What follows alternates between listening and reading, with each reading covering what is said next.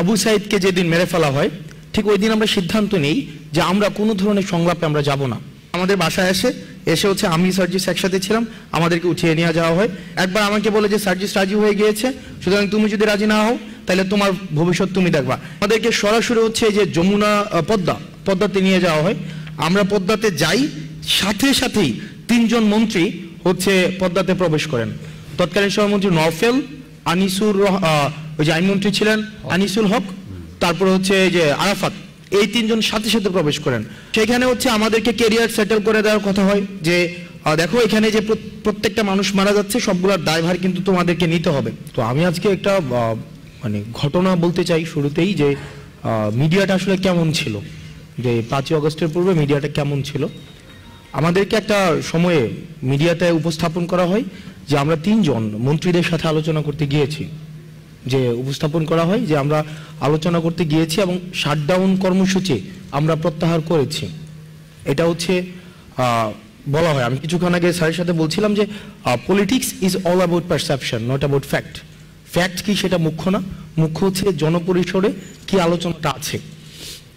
তো 18ই জুলাই এই ঘটনাটা আসলে মানুষের পারসেপশনে এটাই ছিল, বিভিন্ন টিভি হাউসে এটাই প্রচার হয়েছিল যে 3 সমন্বয়ক গিয়ে হচ্ছে 3 মন্ত্রীর সাথে দেখা করে সব দাবি যেহেতু মেনে নেওয়া হয়েছে সুতরাং আন্দোলন প্রত্যাহার, শুনতে পাওয়া যাচ্ছে, আন্দোলন প্রত্যাহার করা হয়েছে এবং শাটডাউন কর্মসূচি প্রত্যাহার করা হয়েছে। এটা ছিল নিউজ। এবার চলেন পিছনের ঘটনাটা দেখি, যেটা আপনাদেরকে জানানো হয় নাই। ওই ঘটনার পূর্বে যখন আবু সাইদকে যেদিন মেরে ফেলা হয় ঠিক ওই দিন আমরা সিদ্ধান্ত নেই যে আমরা কোনো ধরনের সংলাপে আমরা যাব না। আমরা সেদিনই বলেছি যে রক্ত মারিয়ে কোনো সংলাপ নয়। সেদিন রাতের বেলা ডিজিএফআই এর একটা টিম আমার বাসায় আসে, সায়েন্স ল্যাবে আসে। সায়েন্স ল্যাবের একদম মোড়ে হচ্ছে আমার বাসা। আর সেখান থেকে আমাদের 2 জনকে উঠিয়ে নিয়ে যায়। অর্থাৎ আমাদেরকে আলাপ আলোচনাটা ছিল এমন যে আমরা যদি তাদেরকে কোঅপারেট না করি তাহলে আমার তখন আমার আপা মানে শি ওয়াজ এক্সপেক্টিং বেবি। তো তখন দেখা যাচ্ছিল কি আমাদের বাসায়ও একটা হচ্ছে টিম পাঠানো হয়েছে। আর আমার বাসাটা হচ্ছে আমার বাসায় মা একা থাকেন, আর বোন ছিল বাসায়। তো আমাদেরকে বলা হচ্ছিল যে অন্তত 1 মিনিট দেখা করতে হবে, অন্তত 1 মিনিট, সেটা হচ্ছে ইন্টারকন্টিনেন্টাল হোটেলে দেখা করতে হবে। কারণ এর আগের দিন আমরা জানি যে আমাদের ক্যাম্পাসে আমাদের যারা শিক্ষার্থী ছিল তাদেরকে নগ্নভাবে পিটিয়েছে ছাত্রলীগ, যুবলীগ। তো আমরা বলেছিলাম যে অসম্ভব, আমরা কোনোভাবেই আপনাদের সাথে কোনো আলোচনায় বসতে পারি না। পরে আমাদের বাসায় এসে হচ্ছে আমি সার্জিস একসাথে ছিলাম, আমাদেরকে উঠিয়ে নিয়ে যাওয়া হয়।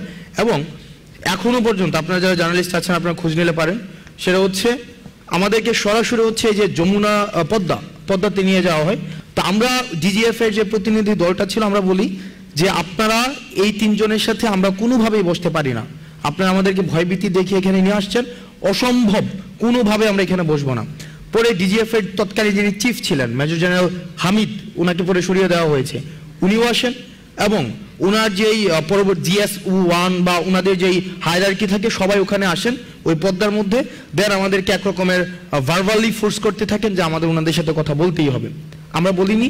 পরে হচ্ছে ওনারা আমাদেরকে যেহেতু কনভিন্স করতে পারছে না, পরে ওই 3 মন্ত্রীকে 30 মিনিটসের মধ্যে বলে যে ওরা বসবে না। পরে আমাদের সামনে দিয়ে আবার হচ্ছে ওনারা চলে যান। আমরা ওনাদের এন্ট্রেন্সটাও দেখি, এক্সিটটাও দেখি, মানে আমরা 2 জন কোনোভাবেই কনভিন্স হই না। তো যেহেতু আমাদেরকে কথা ছিল আমাদেরকে বাসায় ফেরত দিয়ে যাবে, ওই দিন আমাদেরকে আর বাসায় ফেরত দেয়নি। তখন আমাদেরকে একটা সেফ হোমে নিয়ে যাওয়া হয়। সেফ হোমটা এখনো আছে কিনা আমি লোকেশন দিচ্ছি, সেটা হচ্ছে যে আমাদের মৎস্য ভবনের অপোজিট সাইডে আন্তর্জাতিক মাতৃভাষা ইনস্টিটিউট। বাইরে থেকে কোনোভাবেই বোঝা যাবে না যে এটা একটা ডিজিএফআই এর সেফ হোম।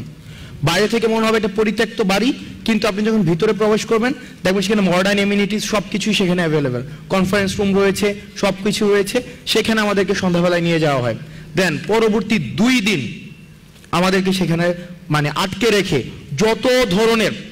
যত ধরনের ফোর্স করা যায়, ভার্বালি, ফিজিক্যালি, যত ধরনের। এবং রাষ্ট্রে এমন কোনো আইন প্রয়োগকারী সংস্থা নেই যারা আমাদের সাথে ওই সেফ হোমে বসে নাই। এবং মেন্টালি যত ধরনের টর্চার করা যায়। একবার আমাকে বলে যে সার্জিস রাজি হয়ে গিয়েছে, সুতরাং তুমি যদি রাজি না হও তাহলে তোমার ভবিষ্যৎ তুমি দেখবা। এবং আমরা সেইখানে মিডিয়ার ভূমিকাটাই পড়ে আসছি। আজকে আমরা মিডিয়াকে দেখছি সব জায়গায়। আমি মিডিয়ার উপরে প্রচন্ড পরিমাণ ক্ষুব্ধ, ওই মিডিয়ার প্রতি আমার ক্ষুব্ধতার জায়গাটা কোথায় সেটা আমি একটু পরে বলছি। এবং সেখানে হচ্ছে আমাদেরকে কেরিয়ার সেটেল করে দেওয়ার কথা হয় যে দেখো এখানে যে প্রত্যেকটা মানুষ মারা যাচ্ছে সবগুলোর দায়ভার কিন্তু তোমাদেরকে নিতে হবে, সবগুলোর দায়ভার। In the meantime Asif নাহিদের সাথে আমাদের যোগাযোগ হয় না, কারণ আমাদের ফোন ছিল না। আমরা বারবার চেষ্টা করছিলাম আমরা যোগাযোগ করব, আমরা কোনোভাবেই তাদেরকে আমরা সংযোগ করতে পারছিলাম না। তো আমাদেরকে বারবার বলা হচ্ছে যে বিদেশে, এবং আমাদেরকে বলা হচ্ছে যে দেখো তোমরা যদি একটা সেটেলমেন্টে আসো, তোমাদের যে কেরিয়ার ওই কেরিয়ার হচ্ছে আমরা সেটেল করে দেবো, তোমাদের বিদেশে বলো দেশে বলো যাই বলো না কেন। এবং ওনারা আমাদেরকে বলছিলেন এই ভদ্রলোকের কেরিয়ার অলরেডি সেটেলড, কিন্তু আমরা কোনোভাবেই নেগোসিয়েশনে যেতে চাচ্ছিলাম না এবং আমরা কোনোভাবেই বসতে যাচ্ছিলাম না। তো সর্বশেষ আমাদেরকে ওই দিন আমি হাসিবকে নিয়ে আসি, কারণ আমি কোনোভাবেই আমি বিষয়টাকে যে কিভাবে অ্যাড্রেস করব, তো হাসিব আমার সাথে ফোনে যোগাযোগ করে হাসিব নিয়ে আসে। হাসিব যেহেতু মাদ্রাসার স্টুডেন্ট ছিল, হাসিবের প্রতি আরও বেশি তাদের ক্ষোভটা বেশি ছিল। দেন সর্বশেষ স্টোরি শর্ট করি, সেটা হচ্ছে যে সর্বশেষ আবার ডিজিএফ এর একদম পুরা যে টিমটা, ওই টিমটা ওখানে আসেন। ওই দিন হচ্ছে যেদিন আমরা পদ্মাতে যাই। তারপরে আমাদের কথা হচ্ছে আমরা সেখানে যাব, কিন্তু মিটিং করব না, আমাদের যে দাবিগুলো আমরা সেই দাবিগুলো দিয়ে আসবো। সেখানে সার্জিস আমাকে বলে যে দেখো ওনারা যেহেতু বলছেন মিডিয়া সেখানে আসবে, সুতরাং আমরা অন্তত মিডিয়ার সামনে আমাদের যেই বর্তমান পরিস্থিতি সেটা আমরা উপস্থাপন করতে পারবো। ওনারা যদি মেরে ফেলবে, কিন্তু আমরা ওখানে উল্টা স্ট্যান্ড নিব। তখন আমরা ওই সিদ্ধান্ত নিয়ে আমরা পদ্মাতে যাই, কিন্তু আমরা একটা মিনিটের জন্য ওনাদের সাথে আমরা কোনো বসি নাই। আমরা 8 দফা দাবি, 9 দফা থেকে 8 দফা আসছে, সেটাকেও ওনারা কেটে দিয়েছে, সেটাকেও ডিজিএফআই নিজে কেটে দিয়েছে।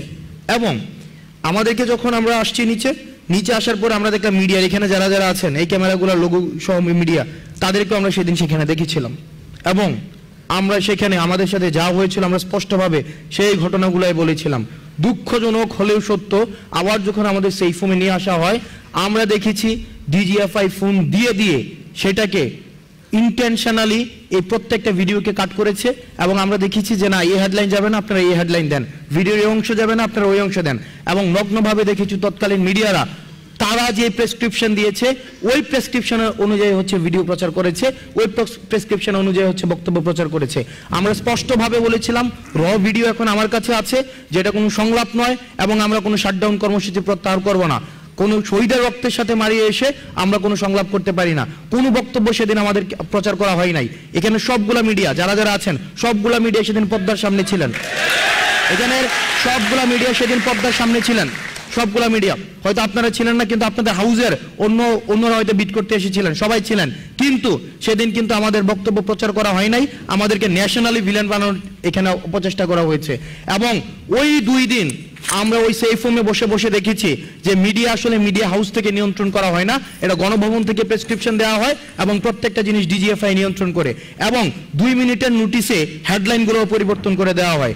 যদি কোনো হেডলাইন পছন্দ না হয়, ওই মিডিয়াকে ফোন দেওয়া হয় যে এই হেডলাইনটা এমন হবে না, ওই হেডলাইনটা এমন হবে, সাথে সাথে দেখেছি সেটাকে চেঞ্জ করতে। দেখেন আপনার মিডিয়া আজকে যারা কথা বলছেন, আজকে যারা হঠাৎ করে ওই মিডিয়াই গত 16 বছর ধরে এই ফেসিবাদকে তুষণের মধ্য দিয়ে আজকের কেমন বাংলাদেশ চাই, সেটা মানে এই আজকের আমার বক্তব্য সেটা তো অপ্রাসঙ্গিক।